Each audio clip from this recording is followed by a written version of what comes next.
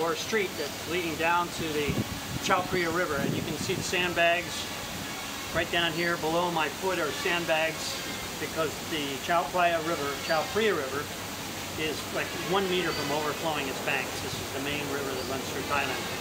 So take a walk out to the pier and see just how much water is coming down through the central part of Bangkok. So we'll walk out here. Tell my camera person to be very careful. It's very narrow. This normally is 5 or 6 feet lower. This is like a restaurant during the day. And you can charter boats here to go out across the river and through the mini canals, but obviously it's closed down.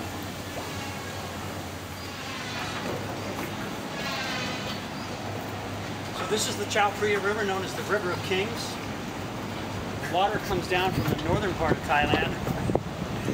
A little hard to walk on the pier. My cameraman is filling the water. But the water's coming down from the north of Thailand through the rice fields and the plains, through the ancient city of Ayutthaya, and they're flowing through here, and then it continues on down out to the Gulf of Thailand. Again, millions of gallons are flowing through here, and the current is extremely swift.